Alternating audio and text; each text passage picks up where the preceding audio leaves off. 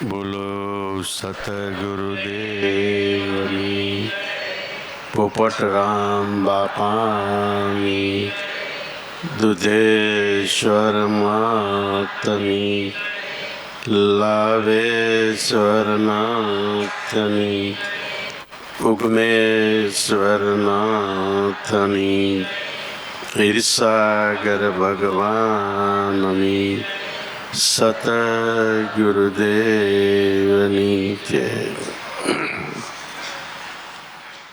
દરેક મહાપુરુષો બાહ્ય દ્રષ્ટિએ ગમે એવા દેખાય, આધ્યાત્મિક દ્રષ્ટિએ જિંદગી પર્યંત નહીં, જન્મો જન્મ સત્યમાં ખેલાશે. સત્ય એટલે ટૂંકામાં ટૂંકું કહી તો ભગવાન ઈશ્વર સ્વરૂપમાં ખેલાશે. અને એના નામની પાછળ પણ આધ્યાત્મિક શબ્દો, આધ્યાત્મિક અર્થ રહેલો હોય છે. જેને આપણે સંત કહીએ એ સ્વરૂપ ખરેખર સત છે. સત એટલે જે કાયમ છે, નિત્ય છે, જેનો કોઈ દિવસ નાશ નથી. એ સત એટલે આપણો આત્મા, જેના આધારથી આપણે જીવન જીવી છે. સાધુ કહે તો જેને પૂર્ણપણે એક તો પોતાના જીવનની સાજ છે કે હું માણસ છું, મારે કેવી રીતે જીવન જીવવું, આ સાજ છે. સોય સાધુ. અને સાધુ એ બીજી સાજ. પૂર્વે હું કોણ હતો, પૂર્વે તો કોણ હતો, તો આપણે એનો જવાબ છે આપણે આત્મા રૂપે હતા. દેહ નહોતો તો એ આપણે ક્યાં હતા? આત્મા રૂપે હતા. અત્યારે દેહ તો ક્ષણભંગુર છે, ક્યારે પરલે થઈ જાય, ક્યારે નાશ થાય. તો એ જળ દેહને ચેતન રાખનાર એવો આપણો આત્મા એ આપણે સહી. દેહ આપણે નથી, કારણ કે દેહ તો ભગવાને આપેલું ભાડુતી મકાન છે. ભાડાના મકાનમાં રહેતા હોય તો આપણે એમ ન કહી શકીએ આ મકાન મારું છે. એનો ધણી માલિક તો કોઈ બીજો હોય છે. એવી રીતે દેહરૂપી ભાડુતી મકાન છે, એનો માલિક તો પરિબ્રહ્મ પરમાત્મા ભગવાન છે. અને આ મકાન એને આપણને રહેવા એટલે ભજન કરવા માટે આપ્યું છે. તો ખરેખર અત્યારે આપણે આત્મા રૂપે સહી, અને આપણી અવધિ પૂરી થાય ત્યારે આપણે આત્મા રૂપે બની જવાના. 9 ઇન્દ્રિયો, 4 અંતઃકરણ, 3 ગુણ, 5 તત્વ, બધી વસ્તુ છેલ્લે એક આત્મામાં સમાય છે. જોકે આત્માના નાના મોટા 84 તત્વ છે. આપણો જીવડો એક વાર ઈ તત્વ વટીને 85મું ઘર ચોપાટ રમતા હોય તો ચોપાટ ને 84 ખાના છે. આપણી કાકરી વેતી કરીએ એટલે આપણે ચોપાટ રમવા માટે 100 એટલે 5 તત્વનો દેહ અને 6 આત્મા. એની રમત રમવા માટે આપણા મનને વેતું કરીએ તો મનને 84 ખાના વટીને 85માં ઘરમાં જવાનું છે. જ્યાં લગી ઘરમાં ન પહોંચે ત્યાં સુધી કાકરીને બીક છે. ફૂલે બેઠેલી કાકરી એને મારી નાખે છે. એટલે એને પાછું એકડે એકથી ચાલુ થવું પડે છે. એવી રીતે 85માં ખાનામાં વહી જાય, એને 84ના બંધન તૂટી ગયા, અને પછી હાલવાનું નથી રહેતું. એ જો ઉલટી ચાલથી હાલે 85ના ખાનામાં જઈને કોઈ એની કાકરીને ગાંડી કરે. ગાંડી કરે એટલે એ કાકરી પાછી હાલે. બધી કાંકરીને મારતી જાય. સામાન્ય ફૂલે બેઠેલી કાંકરીને બીજી કાંકરી ન મારી શકે, પણ ગાંડી થયેલી કાંકરી એને દબેડી નાખે છે. એમ સંતો મહાપુરુષો ઘરમાં પહોંચી ગયા પછી એ ગાંડા છે. જોજો આ ગાંડાની વણઝાર જેનો કહેતા ન હવે પાર. એ ગમે એવા વિદ્વાનો, પંડિતો, આચાર્યો ફૂલે બેઠેલા હોય, જગતમાં પૂજાતા હોય, એને પણ જે મૂળ ઘરમાંથી પાછી વળેલી કાંકરી એવા ગુરુના બાળકો કોઈ પણને પહોંચી વળે છે, કોઈ પણને પહોંચી જાય છે. નાના નાના બાળકો એની સામે વિદ્વાનો, પંડિતો, આચાર્ય પડ્યા, એને પહોંચી ગયા. રાજા મહારાજા પડ્યા, એને પણ પહોંચી ગયા. પણ શરત એક છે કે એક વાર ઘરમાં જવું પડે. ઘરમાં જવા માટે આપણો દેખાય સ્થૂળ દેહ, એટલે આ 5 તત્વોનું આપણું શરીર, પિંગલું. એની અંદર સૂક્ષ્મ દેહ, મન, બુદ્ધિ, ચિત્ત, અહંકાર, એના પેટા વિભાગોના કેટલાય ખાનાઓ 84 ને આંબી જાય છે. બધા ખાનામાંથી આપણું મન હટી ગયું. કોઈ પણ તત્વ રૂપે હું નથી. તત્વ રૂપે હું નથી, પણ તત્વજ્ઞ, તત્વને જાણનાર એવો આત્મા હું છું. એ ગતિમાં ગયા ત્યારે બધા તત્વની બાદબાકી, લબાચો એક બાજુ રહી જાય. અને એ તત્વજ્ઞ થયા એટલે તત્વને જાણવા વાળા આત્માને અનુભવમાં ગયા. એ ગાંડી કુકરી છે. સામાન્ય મોટા તત્વો લઈ તો 52 તત્વો છે. સ્થૂળ સૂક્ષ્મ દેહના આપણો જીવડો ગમે ત્યારે ઉભા રહ્યો, વિચાર કરો. થોડીક વાર ગમ મારો એટલે પાછા વળીને અંતરમાં આવો, તો આપણો જીવડો કોઈ એક તત્વમાં ગમે ત્યાં આટા મારતો હોય છે. ક્ષણવાર પણ સ્થિર ન હોય. જાગતા હોય તો સ્થિર ન હોય, પણ સપનામાં ન હોય.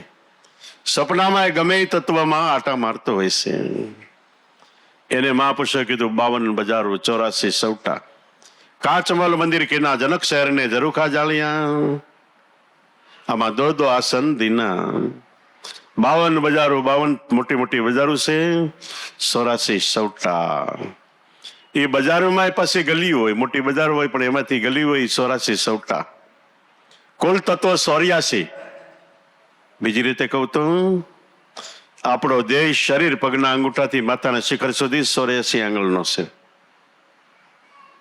ત્રીજી રીતે કહી તો સ, કામ, ક્રોધ, મોહ, લોભ, છળ, કપટ ને ભ્રમણા. 100 આપણે કહીને ફલાણું ભાઈ રાશિ એટલે ગોલો છે. આ 100 ગોલા છે. કામ, ક્રોધ, મોહ, લોભ, છળ, કપટ ને ભ્રમણા, આ 100 ગોલા છે. અને એમાં જેનું મન રહ્યું એને ઓલી 84 છે, જન્મ મરણની 84 છે. એમાંથી મન બહાર આપણું નીકળી ગયું. ક્યાં નીકળીને જાય? ગુરુ વચનમાં. ગુરુ વચનનો એટલો પ્રતાપ છે, એટલું સામર્થ્ય છે, એટલી સત્તા છે, એનું તેજ છે, શક્તિ છે. જો એમાં ધ્યાન હોય તો આવડા ન આવી શકે. કૃષ્ણ ભગવાનનું કે સુદર્શન ચક્ર, દેવી દેવતા ગમે હોય, રાક્ષસો ગમે હોય, સુદર્શન ચક્ર કૃષ્ણ ટસલી આંગળી ચડાવે એટલે બધા મંડળ માથા નમીને ભાગવા, કારણ કે એ ઉડાડી દે. એમ સોમપદ, આત્મપદ, ગુરુ વચન, સુદર્શન ચક્ર છે. ટસલી આંગળી એટલે સૂક્ષ્મ સુરતાથી આપણું માયલું મન છે, એને એમાં ચડાવો ગુરુ વચનને, તો કામ, ક્રોધ, મોહ, લોભ ગમે એવા રાક્ષસો હોય બધા ભાગવા માંડી જાય છે. તો આમાં ખરેખર 52 બજારો, 84 સવટા, કાચ મહોલ મંદિર કીના. આ મંદિર દેહરૂપી મંદિર કહેવાય છે, પણ કાચનું છે. કોઈ પાણો મારે તો એ કટકે કટકા થાય, અને એ પછી હાંધવા જાવ તો હાંધો મેળ ન આવે. અને એ કાચ એટલે એક બનાવટી પદાર્થ છે. એની અવધિ, એનો સમય છે. સમય ઝાંખો પડી જાય અને મેળાએ ખલાસ પણ થઈ જાય. અને જો આપણી સૂક્ષ્મ દ્રષ્ટિ હોય, અતિશય સૂક્ષ્મ દ્રષ્ટિ, ઘડીક વાર સુધી કેન્દ્રિત કરી શકો, જો કે ઘણું કઠણ છે, છતાંય કેન્દ્રિત થાય તો કાસ હોય એ ફૂટી જાય છે. એવું આપણું શરીર છે, કાયા કાશની પૂતળી ઠમકે તૂટી જાય. મઢાઈ જો ગુરુ નામથી તો કોઈ દી કટકા ન થાય. એ કાચમોલ મંદિર કે ના દે મંદિર બનાવ્યું છે. જનક શહેર ને ઝરૂખા જાળિયા ઇન્દ્રિયો વ્યવહારો આ દેહરૂપી મકાન ને જાળિયા ને બારી બાવણા છે. આવું મોટા મંદિરમાં 2 આસન છે. 2 આસન દીના એટલે શ્વાસ ને ઉશ્વાસ બે સંત છે. આદિ અનાદિના એનું કાયમ એમાં આસન છે. તો ખરેખર પૂર્વે આપણે આત્મા હતા, અત્યારે સહી અને કાયમ માટે આપણો અખંડાનંદ આત્મ સ્વરૂપ છે. તો પૂર્વે કોણ ક્યાંથી આવ્યું ને અત્યારે પછી ક્યાં જવાનું એ સમજણમાં જાય. એનું નામ સાધુ. અતીત તિથિ વગરનો આપણો આત્મા જન્મ વખતે આવ્યો છે. કોઈ તિથિ નક્કી નહીં. તિથિ આપી હોય ડોક્ટરે તોય ફેરફાર થઈ જાય. તિથિ વગરનો આવ્યો છે ને એકવાર જવાનું તો એ તિથિ વગર જવાનું છે. આયુષની ગણતરી કરજો 100 વર્ષ, પણ આપણે એકદમ ફાસ્ટ જીવન જીવીને 150 લઈ જઈએ.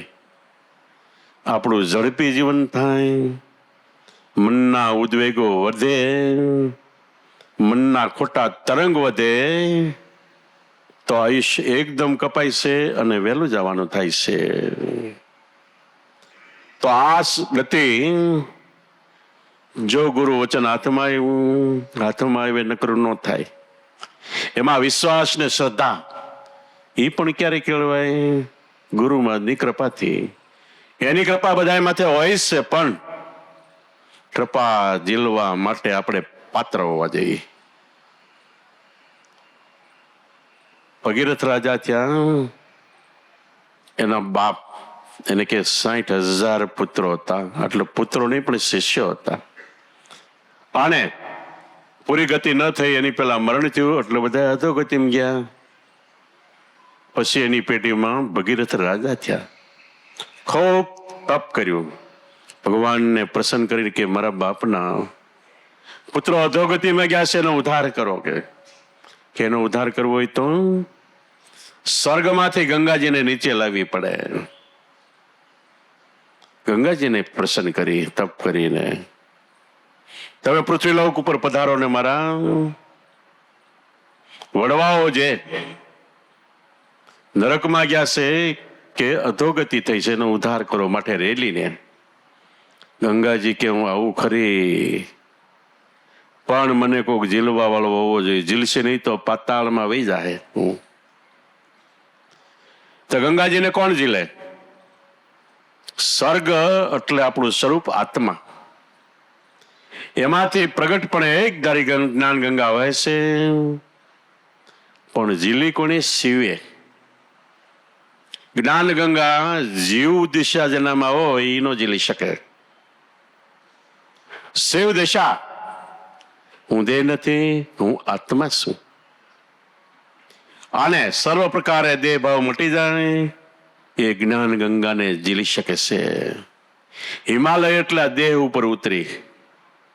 ગંગોત્રી શિખર એટલે શ્વાસ ઉશ્વાસ શબ્દ અને ગુરુ વચન આ 3 શિખર થયું. શ્વાસ ઉશ્વાસ શબ્દ અને સદગુરુ દાતા.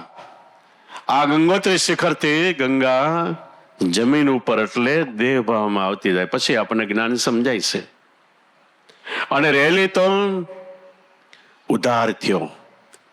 જે અધોગતિને હતા એની ગતિ થઈ, પણ ગંગાજી આકાશમાંથી નીચે આવવાની હતી તે જગતમાં સાદ પડ્યો.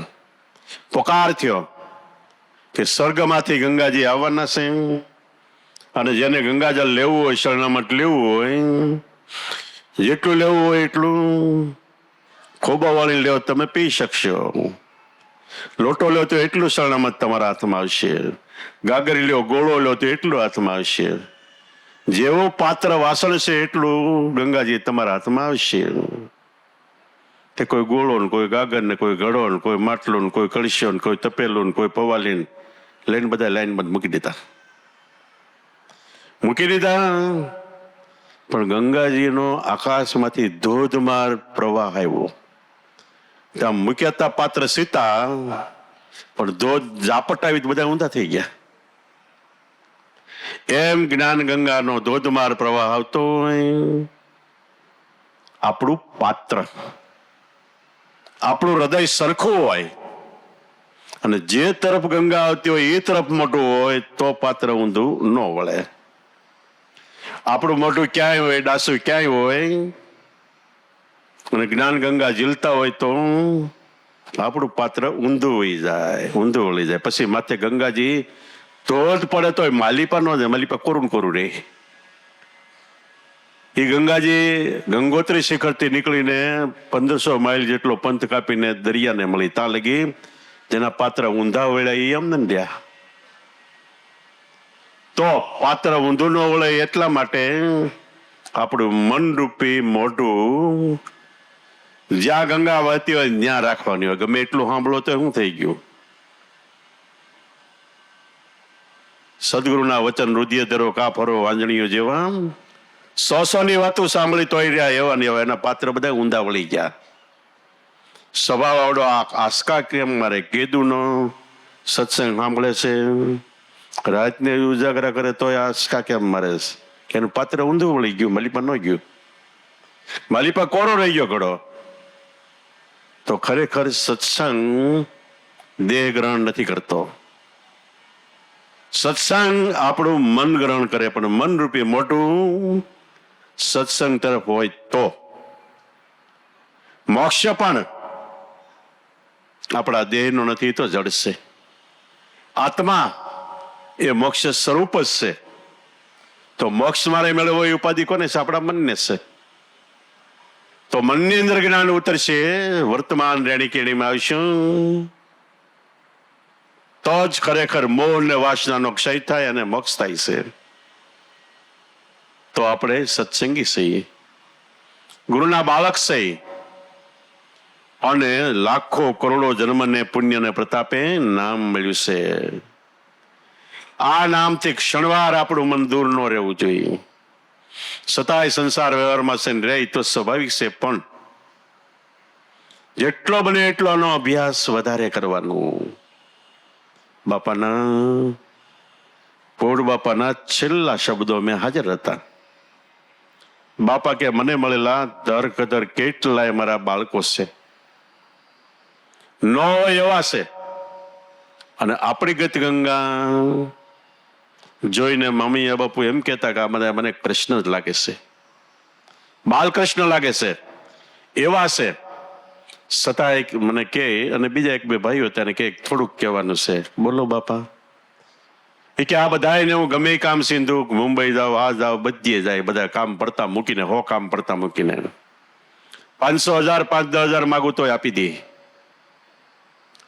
પણ ભજન કરો, ધ્યાન કરો, સ્મરણ કરો, ન્યા એમાં જ શું છે હવે આપણે તપાસ કરવાનું. ત્યાંથી પાછા વળીએ આપણે.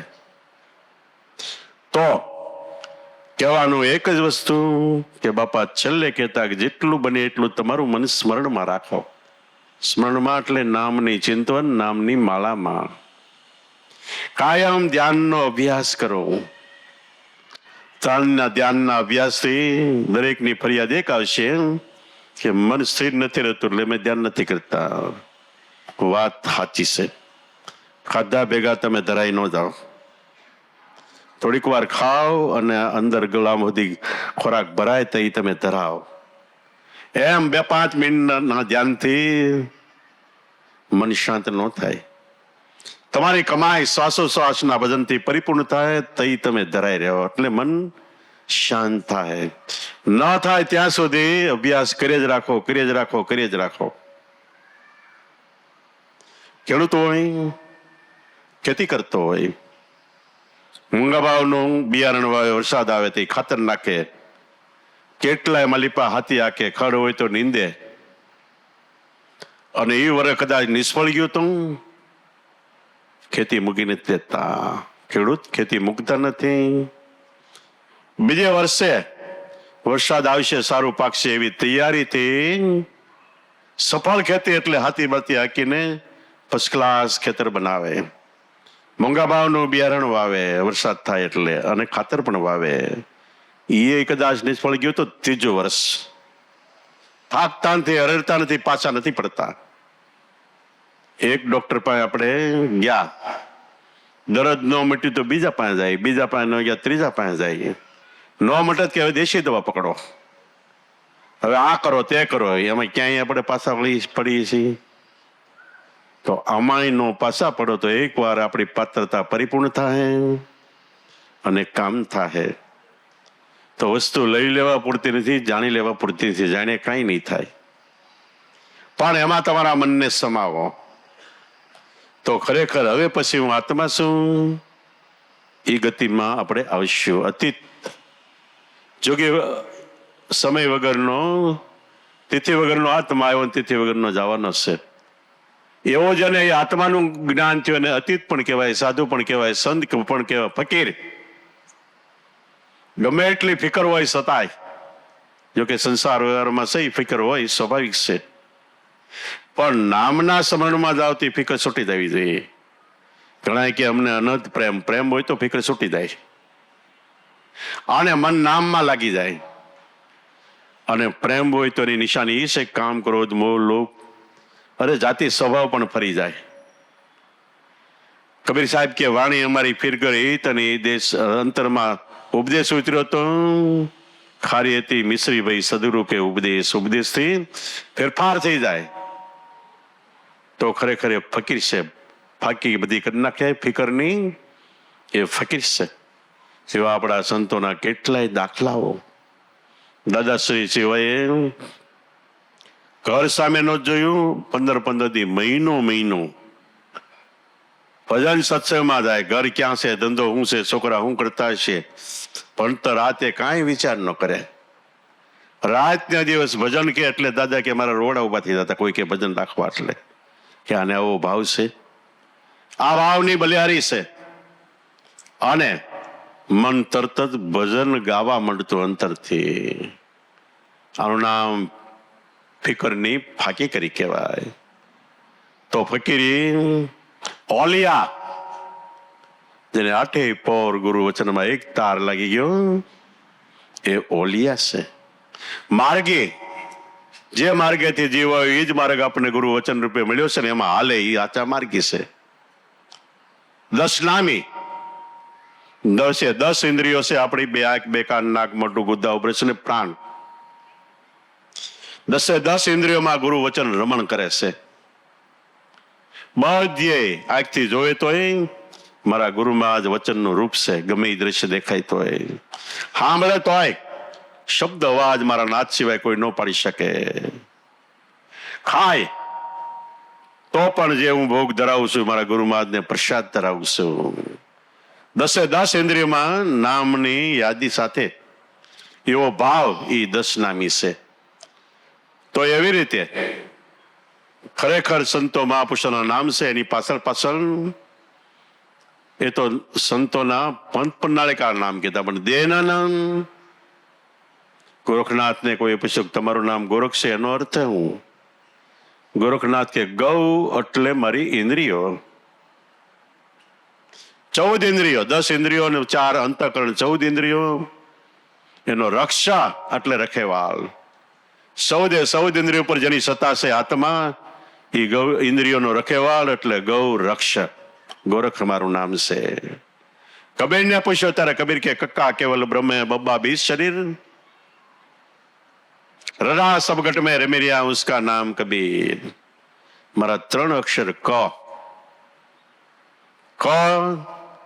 એની પાછળ કાનો માત્ર કાંઈ નથી ને ત્યાંથી વાક્યની શરૂઆત થાય.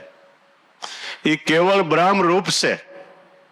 આપણો જન્મ થયો ત્યારે બ્રહ્મ રૂપે આપણો આત્મા કક્કા રૂપે હતો.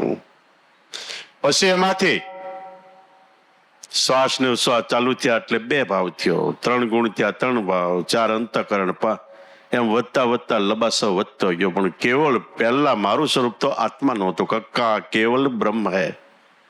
બ્રહ્મ એટલે ભગવાનનું રૂપ છે. બબ્બા 20 શરીર, મારું શરીર છે એ ખરેખર બીજ રૂપે છે, અને આ બીજમાં સદગુરુએ આંબો રોપ્યો છે ગુરુ વચન રૂપે. એ ફળીફૂટ થવા માટે કે આમાં શુભ કરણીના ક્યારા કરો, હારી કરણી આપણું વર્તમાન રેણી કેણી. પ્રેમ જળનું પાણી પાવ, ખડ ઉગે કામ ક્રોધ મોહ એને નીંદી નાખો. એ બબ્બા બીજો શબ્દનો અર્થ શરીર છે. શરીર એક પાયખાનું પણ કહેવાય, અને શરીર જો ભજન થાય તો મંદિર પણ કહેવાય. આમાં આત્મા ભગવાન રહે છે. બે પાસે સ્વર્ગ અને નરક. આપણે પાયખાનામાં જઈએ, આપણને વાસ આવે, ફૂગ સડે, પણ એ નરક આપણા પેટમાં છે. અને જો આપે આની અંદર પેટમાં એટલે પ્રાણ શ્વાસ એ પણ અંદરમાં છે, એમાં ધ્યાન આપી તો એ સ્વર્ગ છે. બબ્બા બીજ શરીર રરા, રણકાર રણુકાર. આત્મામાંથી ઉઠતો આત્માનો અવાજ, એનું પ્રગટ પ્રમાણ એ રણુકાર છે. રરા રણુકાર રૂપે સબગટ રમી રહ્યો, બધાની અંદર એક ધારો એનો અવાજ ઉઠે છે. ઉસકા નામ કબીર, એનું નામ કબીર છે. રામને કીધું તું કે રરા આત્મ રામ હે મમ્મા. રરા એ આત્મ રામ છે, મમ્મો ઈ છે માયા, એટલે દે. રણુકાર આત્માનું સ્વરૂપ છે. એટલે આપણા શાસ્ત્રોમાં એને રણુકારને નાદ બ્રહ્મ કીધો. નાદ એટલે રણુકાર, જે અવાજ આવે છે એ બ્રહ્મ છે. શબ્દ અવાજ, જળ અવાજ તો બે વસ્તુનું ઘર્ષણ થાય, ભટકાય એટલે પ્રગટ થાય. પણ શબ્દ અવાજ મારા નાથ એટલે ભગવાન આત્મા વગર કોઈ દિવસ કોઈ પાડી ન શકે. તો એ આત્મ રામ છે. મહાત્મા મૂળદાસ કે રણકાર આવે છે એટલે તમારે એમ માનું કે અમે આત્મ સ્વરૂપમાં છે. આત્મા રાજા છે, અને એની આગળ 24 કલાક એક ધારી મોક્ષની વધાય અવાજ આવે છે. એટલે આપણે ભગવાનની ઘરે પહોંચી ગયા ની વધાય વાગે છે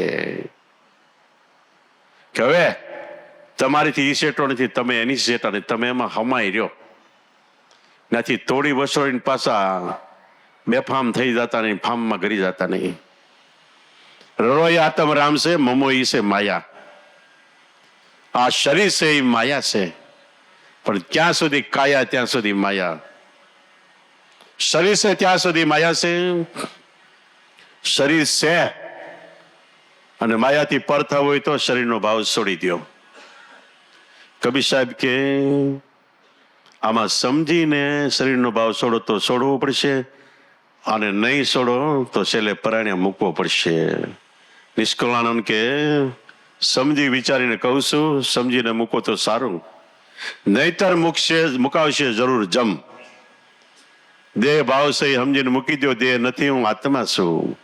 આ જીવતા મૂકી દો તો સારું, નહીતર જમ આવશે એટલે શરીરને આપણે છૂટા પડી દે, મૂકી દેવું પડશે પરાણે. સમજીને મૂકો તો સારું, નહીતર મુકાવશે જરૂર જમ. નિષ્કુળ આનંદ કે સાચું કહું છું ખાઈને હમ.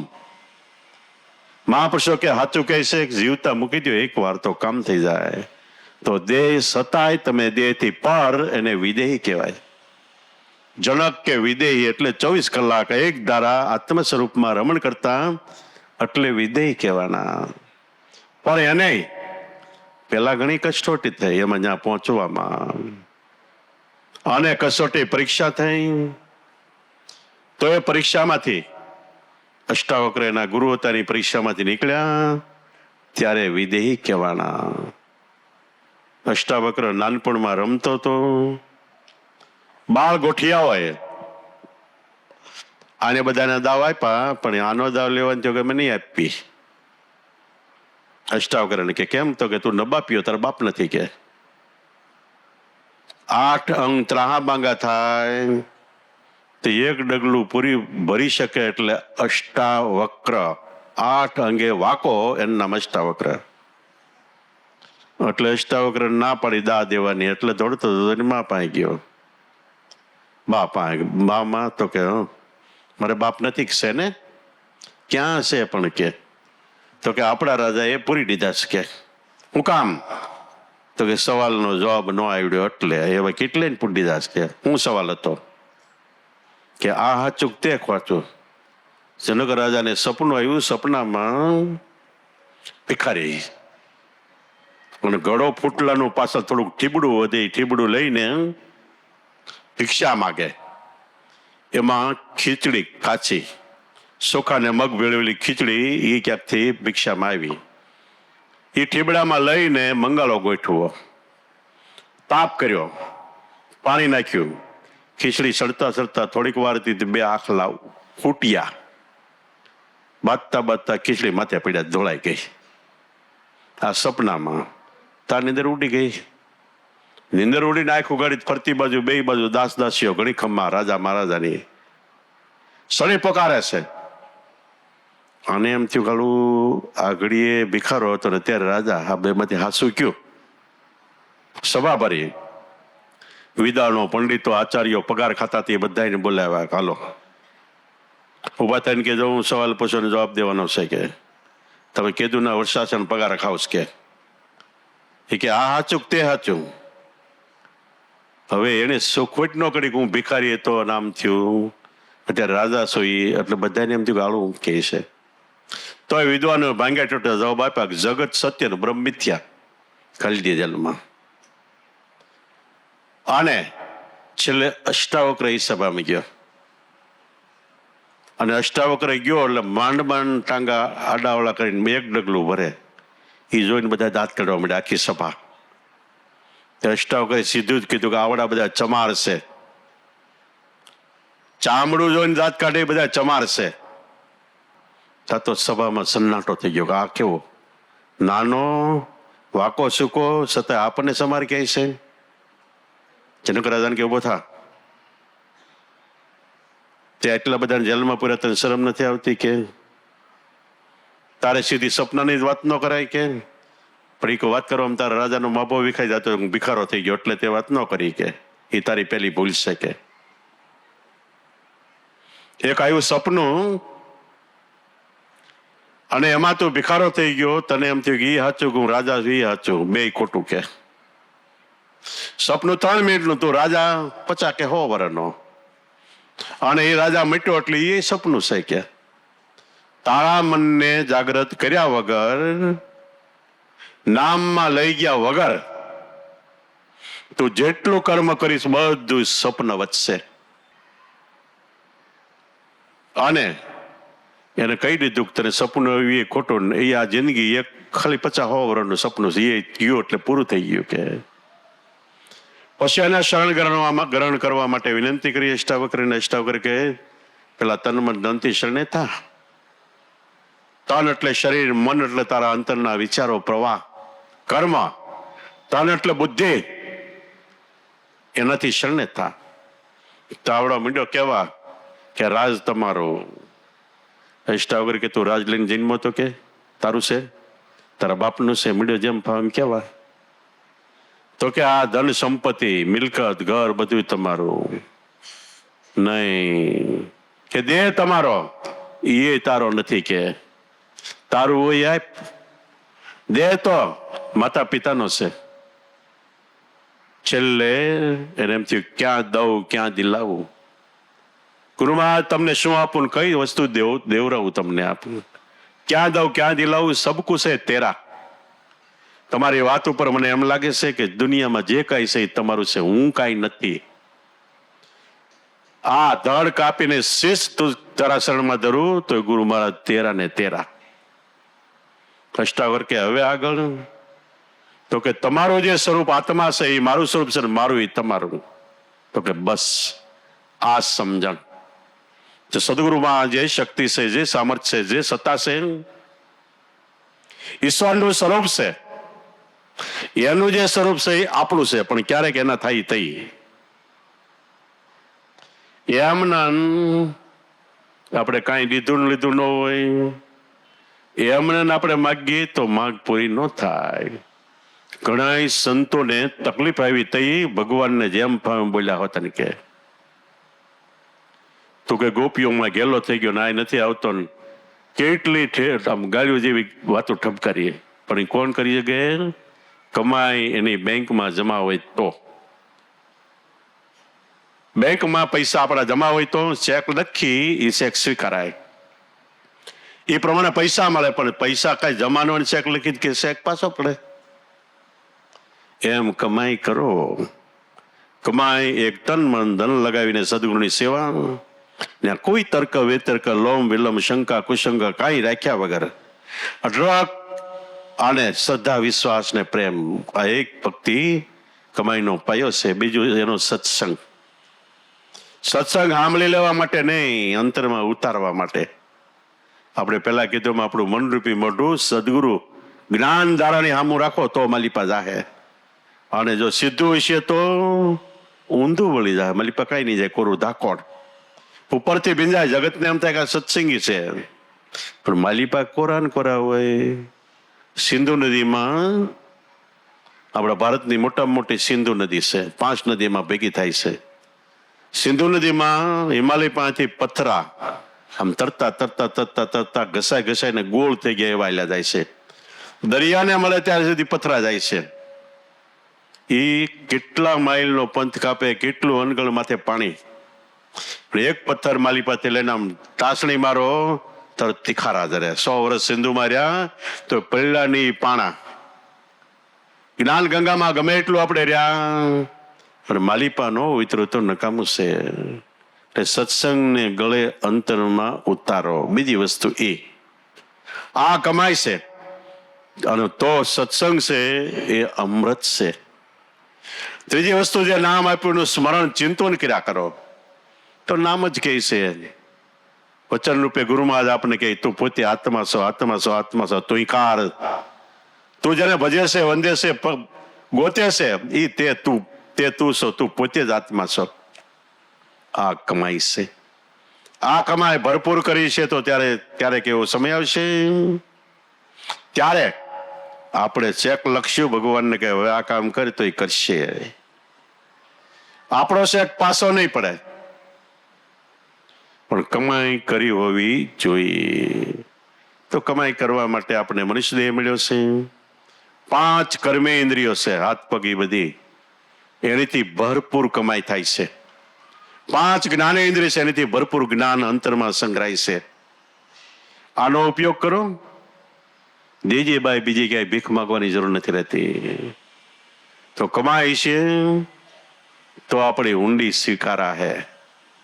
નરસિંહ મહેતાએ ઊંડી લખી, પણ એને વિશ્વાસ હતો કે શ્યામલો શેઠ સદગુરુ પરિબ્રહ્મ પરમાત્મા એની બેંકમાં મેં કમાઈ કરીને જમા કરાવી છે સમરણ ધ્યાનની.